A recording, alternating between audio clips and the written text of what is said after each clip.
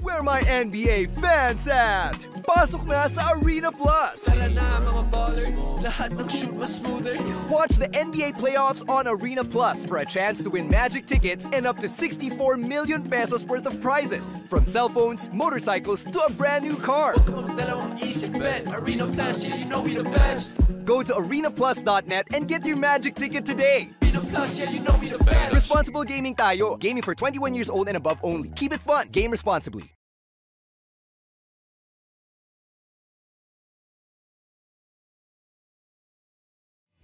Energy. Ito ang number 1, 06.7 Energy FM. Sa bahay, opisina, kotse, taxi at jeep. What? Tricycle, FX, basta masigip. Okay, ah. Palengke, internet, plaza, karinderya. Energy FM, nagbibigay saya. Huwag mong sabihin radyo, sabihin mo number 1 Energy. Pangga, Energy kaibigan mo.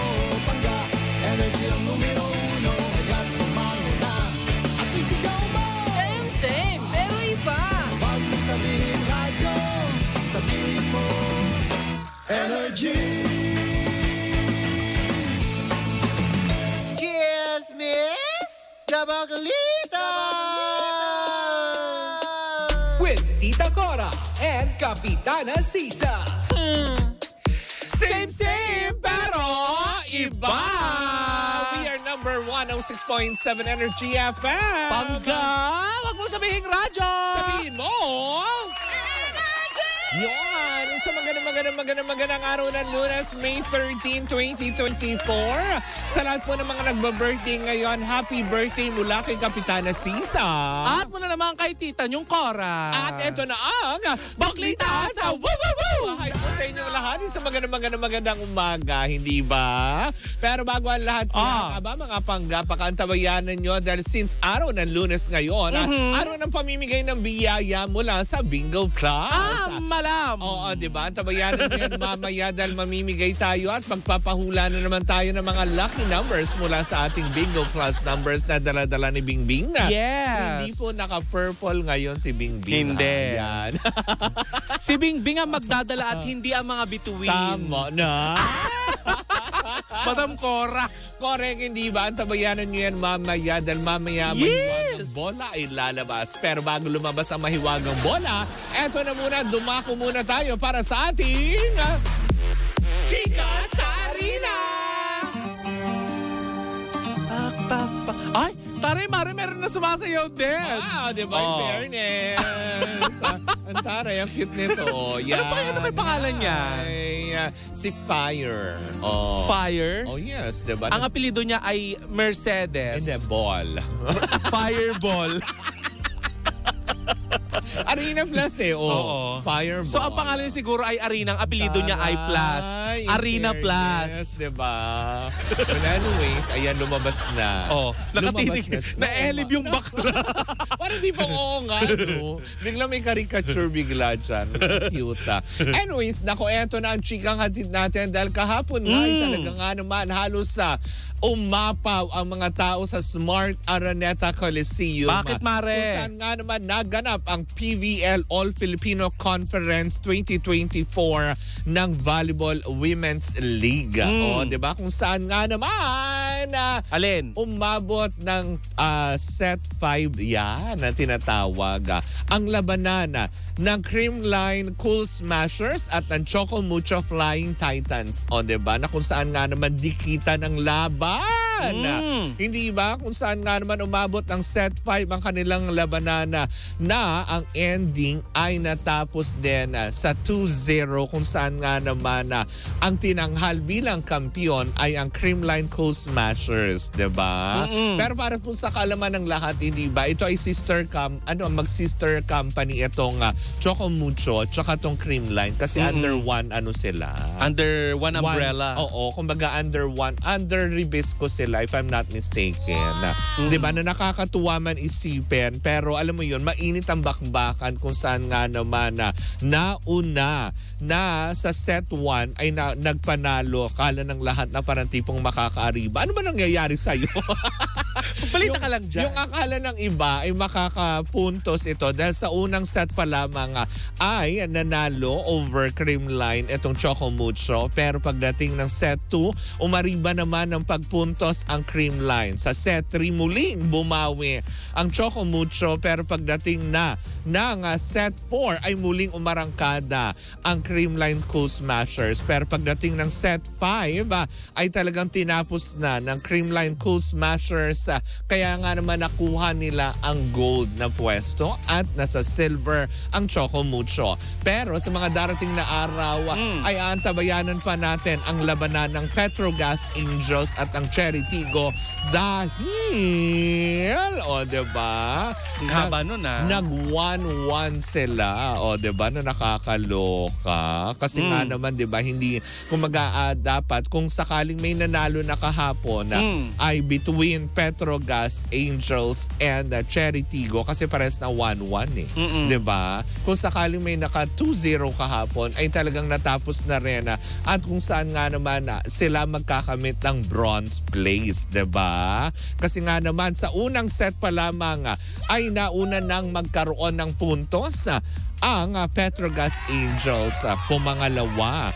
First and second set, Maria, dalawa. Akala ng lahat, diba, na magwawagi itong Petrogas Angels. Pero pagdating ng third and fourth, up to the fifth set, ay talagang umarangkada ang Cherry Tigo crossover. Kaya meron pa silang magiging labanan sa mga darating na araw kung sino nga man ang maliligwakers uuwing thank you girls. Diba? Sa mga darating pa na araw at kung sino ang pupwesto para sa bronze place ay malalaman natin yan para sa nalalabi pang laro para sa PBL All-Filipino Conference Volleyball League.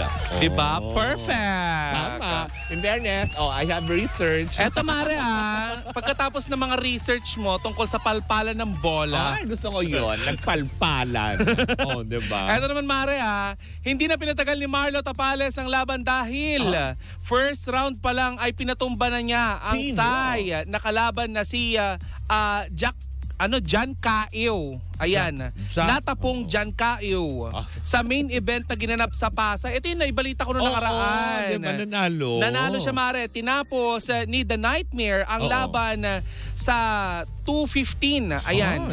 2 minutes and 15 seconds ng opening round para sa WBC Asian Continental Super Bantamweight title. Ayan Congratulations, Marlon Tapales. Ay, congratulations sa lahat pa din ng ating mga atletang Pilipino. Sa lahat ng mga manlalaro sa larangan ng boxing, sa larangan ng volleyball, basketball at kung saan man, mabuhay kayong lahat. Hanggang gusto nyo. Diba? Na nakakalo. Walang hahadlang. Truly. Alam mo, i-wish natin ang iba. Hindi, mabuhay kayo. Correct. Pero eto na nga na nakakaloka. Siyempre, sumayin nyo ang ating Chika sa Arena. Atin yan sa atin ang Arena Plus, astig sa sports. Nako, nakakaloka na. Mukhang eto. Mukhang may palpalang magaganap. Paano pinalpal? Gano, pak. Bakit Ganon. parang iba yung sinasabi? Ay, wag ka mag-imagine. Ay, hindi. Diba na nakakaloka? Pero eto na nga, Mare. Anet Chiwachi. Dahil mainit nga naman ang bakbakan. Next bakbakan, hindi Ano diba? yan? Ang kaliwat kanan nga, alam mo yun, Sinatampal? kaso. Ay, Sige. sino? Teka, interesting. Bakit yung buhok ko parang pa-Pennywise? Matapos ang kaliwat kanang tinanggap na reklamo nitong si Christy Fermi mula kay Bea Alonso at noong nakaraang Biyernes mula sa kampo ni na megastar Sharon Cuneta at alam mo yun, former Senator Kiko Pangilinan ay talaga nga naman hindi rin talaga naiwasan na magbigay na ng kanyang pahayag itong si Nanay Christy Fermin sa kanilang programa. Last Friday yan. Diba? Na kung saan nga naman may pakiusap siya. Ano, chika? Diba? Kasi nga naman, diba, nung lumabas na ito, yung tungkol doon sa kasong isinampang cyber libel, magkakaiba pala. Magkakaibang level. Talaga? Oo. Umabot yata sa level 5. Grabe! Malapit na sa game over. Oh.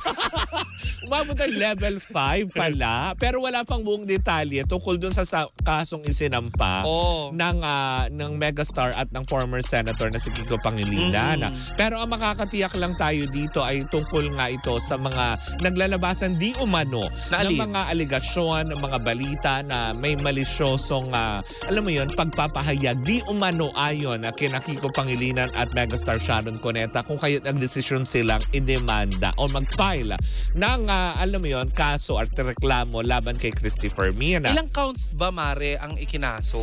Well, parang alam ko parang 1, 2, 3, 4. Tatlo nga ba? Hindi ko sure Hindi ko sure dahil wala pang kasi informasyon. Kasi even si Nay Christy, hindi pa daw niya nababasa. Hindi pa din niya. Pero may pakiusap nga siya kay Mega, hindi ba? Actually, yung pagkakasabi nga niya sa kanyang programa, naiintindihan daw niya kung saan nga daw ba nanggagaling itong si Mega. Dahil syempre bilang artista, di ba? Karapatan naman daw niya yon na maghain ng reklamo. Pero sana naiintindihan din niya kung hanggang saan yung, alam mo yun, yung boundaries ng bilang isang mamamahayag.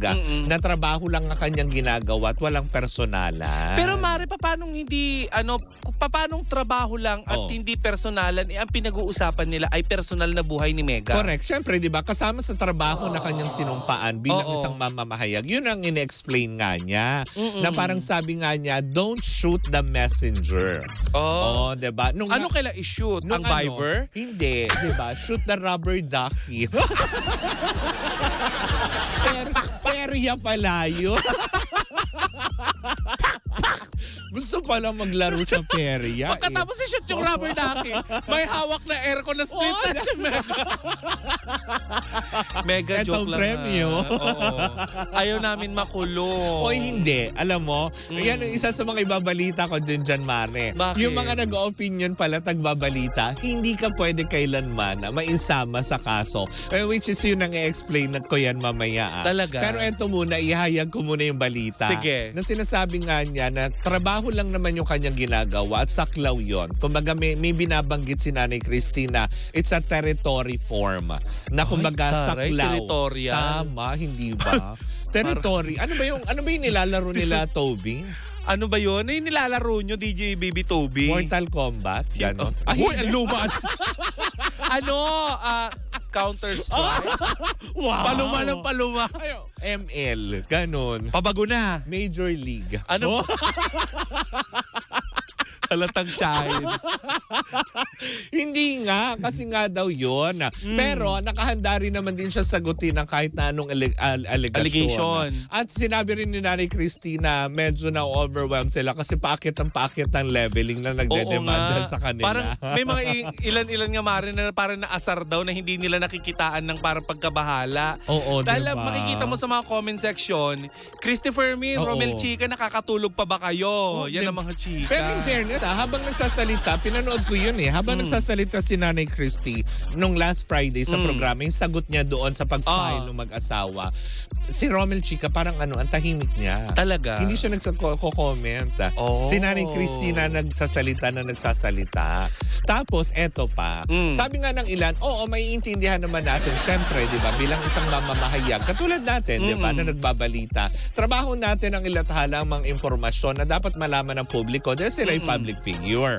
Pero sa aspeto na yun, nung napanood ko din yung interview kay Megastar, meron din naman basehan Kumbaga parehas may punto. Katulad ni Megastar, nung sinabi nga niya na may portions naman doon na bakit hindi na lang din ako kinausap? Hindi mo kinonfirm na lang sa akin. Total matagal na tayo sa industriya. Sinabi nga ni Megastar, 46 years siya sa industriya na nagpatong-patong. Medyo naloka lang ako kasi yung sama ng loob niya is yung panahon pa ng Sharon Gabi. Diba? Nung nagsisimula siya mag-artista. Ang tagal. Diba? Tapos hanggang sa nag-accumulate, may mga moments nga daw na pinalampas na lang niya. Pero ito syempre, iba na kasi ngayon diba? Na nakakaloka. Tsaka Mare, eto pa may dagdag ko lang. Sinabi nga ni Megastar doon na hindi naman daw siya yata maaapektuhan. Pero may mga pagkakataon kasi na naaapektuhan na pati yung mga anak niya. Kaya medyo nag-step up na lang din siya. At saka bilang ina, Mari, hindi mo naman papabayaan yung mga anak mo na i-stress. Tsaka parang meron din, may portion doon na sinabi si Megan na nalulungkot ako na willing siya na mag-reach out pa nga daw kay Nanay Christy. Okay, tamo. Nung 2021, diba? Kaya lang nagsunod-sunod na naman daw yung atake. Pero eto nang sinasabi sa hula dahil nag-research tayo sa mga abogado kung sakali mag-prosper ang kasong ito. Diba? According sa kay Attorney Danny Galang, ito may reference tayo, diba? Ito ay under sa Republic Act 10175. Diba? Na sumasaklaw sa cyber libel. Diba? Unang-una daw, ito daw kasi yung mga nakikitaan lang na potential. Although wala pa nakakuha ng full details, maski yung sa reklamo ni Miss Bea Alonzo, diba? Pero ito yung mga hinighlight niya para mapatunayan na may probable cause ang mga isinampa ng mga artista tulad ni Bea at ni Megastar ni Kiko at saka nung nanay ni ni Sara Labati. Unang-una daw, dapat daw ay mapatunayan kung totoong mapanirang imputation or pagpaparatang ng walang basihan. Kasama daw pala yung kahit pa pala yung mga nategi bumbum na palaman. Kunwari ikaw, di ba, may sinabi ka tungkol about dun sa nategi bumbum. Kunwari may binalita din kayo sa industriya at sa pamamahayag na kasiraan tungkol dun sa yumaon. Pwede pala mag-file yung pamilya. Oh my gosh. Para ikaw ay makasuhan din. Diba? Mapanirang imputasyon or pagpaparatang ng walang basihan, yun yung una. Pangalawa, sabi ni Attorney Danny Galang, dapat daw pinangalanan ang biktima. And which is nangyari. Kasi diba? Pinangalanan naman nila yung topic nila. Pangatlo, paggamit ng social media o tinatawag na information communication technology para sumaklaw sa cyber libel. And which is meron kasi nasa YouTube channel gumamit ng social media platform. Pang-apat, original author of this libelous act, siya yung magiging saklaw. So, ito yung sinasabi ko kanina, na tayo yung mga nagbabalita at kung pumipick up ng mga ng mga balita na hinahayag din natin. Is hindi tayo kasama doon dahil ayon sa Supreme Court, kung kanino nang galing nag-originate. And which is sa kanila din nangyari. Diba? Yun ang sinasabi. Diba? Panglima, dapat may malicious act.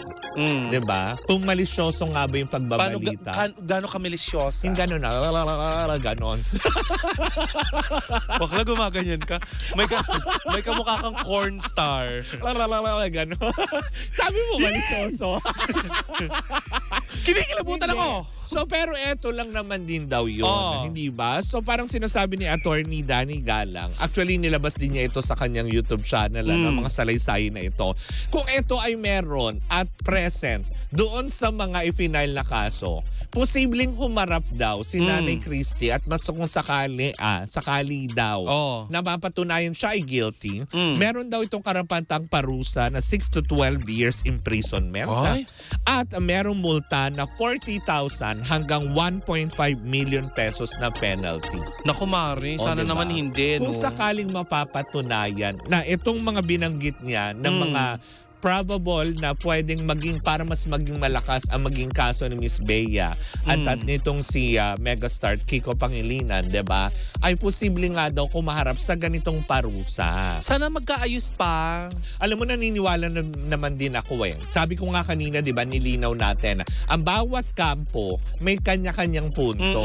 Siyempre, karapatan nga naman ng isang mamamahayag ang malayang pagpapahayag. Pero according naman kay Mega, is medyo, malayang pagpapahayag pero sumobra. Diba? Sumobra yung pagpapahayag. Diba? Ng mga ganong aspeto. Since nadagdagan ng mga batas natin, hindi rin naman natin alam dahil hindi tayo eksperto. Diba? Kaya nga naman malalaman natin sa mga susunod pa ng mga araw kung ano nga ba mangyayari sa magiging usapan nila once na natanggap na din ang kampo ni Miss Christy Fermin yung reklamo ni Megastar Sharon Cuneta. Pero yun nga lang din naman ang kanyang pakiusap sa kanyang naging salaysay last Friday, is sana intindihin din ni Mega bilang isang mamamahayag. Trabaho lang naman yung ginagawa niya. Diba? Yun. Pero marang hirap pag ganun, ano, Pero, makukulong ka dahil sa chismis. Diba? Hindi, sinabi ni Nanay Christy, ikaw diba? ba, Mare? Mas kakahiya daw niya kung makukulong siya dahil siya, sa kung siya daw ay pagnanakaw. nagnakaw, nagbugalo. O, diba? Yung mga gano'n. Tsaka, parang nagbugalo si Nanay Christy. Nag-human trafficking. Diba? Hindi naman niya gagawin siguro yun. Talaga ba? May pag-human trafficking. Tsaka paano na ang YouTube channel kung ano, magkakanta ng bulaklak ng Bahat Babes? Diba? Paano ng bulaklak? Ang bango-bango, ang bango-bango ng bulaklak. pero yun na nga, hindi ba? Kinaklaro lang din natin ang lahat ng ating impormasyon na ating nakalap ay naglipanan na po sa social media. Correct. At sa kung saan-saang platform pa man din, hindi ba? Oo. Pero ito nanggaling lamang ito. Hindi naman niya sinasabi ni Attorney Danny Galang na mabaverdikan. Ito'y kanyang pinunto lamang dahil hindi rin niya nakikita pa at wala pa siyang impormasyon tungkol doon sa kasong isinampang laban kay Nanay Christy. Pero ito daw yung mga sumasaklaw na pwedeng maging probable cause ng pagkakulong ng isang tao sakaling pumasok ka dito sa mga kategoryang kanyang mga binanggit. Correct. At muli ang Baklita sa hihangad pa rin ng ikakaayos ng dalawang kampo. Hindi lang dalawang kampo, ang daming kampo. Kampo ni Bea, di ba? Diba? Don't shoot the messenger. We only shoot the ball. The rubber duck. We only shoot the basketball. Oh, diba? Dahil kakanta ng basketball, basketball. Ang galing-galing mag-basketball. Woo! Klaka. So much to that issue na yan dahil mahirap pa din po tayo magkomento ng kung ano-ano mang bagay lalo pat wala pang mga pinal na mga dokumento at mga impormasyon na tungkol dito sa sampahan ng demanda laban kay Nanay Christy at ng mga artistang involved sa showbiz landia. O, diba? Sana wag na maglaban-laban sa korte. Daan na lang sa beauty pageant. Oo, sana beauty pageant! Sana alam mo yun, madaan na lang sa magandang usapan. Oo. Hindi naman mahirap kausap siguro si Megastar, diba? Ay, mabait si Megastar. Sobra. Mabuti ang puso niya. Tsaka si Bea, para diba, kung si Nanay Lolit nga napatawad niya. What more ibang tao pa? Sinabihan nga ni Nanay Lolit na matanda siya at diba? Saka haggard, diba? May mga ganong aspeto. Yun talaga, Mare, libelous yun. Dahil ang puhunan ni Bea ay ang kanyang mukha, kanyang itsura. Diba? Pero yun nga, nakuha namang magpatawad Pero sabi nga ng ilan, isang sorry lang din yan. Isang pagpapasensya na, diba? Kaso Mare, ang pagsusorry sa mga sa isang mamahayag, parang ini-invalidate nila yung kanilang ibinalita kapag ay, yung sorry. Trabaho kasi. Oo, diba? Parang yun nga lang siguro kasi, lahat, sabi ko nga kanina, maapakan yung pride ng isang mamamahayag kapag ulitin ko lang, Mare, diba? Bawat kampo may kanya-kanyang punto. Correct. Pero siyempre, sa aspeto na to at na-file na ang legal action sa patungkol sa kung kanino man, ay malalaman natin at hayaan natin ang ating korte na magdesisyon kung meron nga bang paglabag sa nasabing pagpapahayag na ito. Correct. Diba? Kaya naman, Mare, OT na tayo. Tama, nakakaloka. Well, in the meantime, ako muli si Kapitana Sisa. At ako naman ang iyong Tita Cora. And we are still same pero iba. Tuloy-tuloy pa rin po ang ating tugtugan. Siyempre dito po lamang yan sa number 106.7 Energy FM. Pangga, wag mong sabihin radyo. Sabihin mo,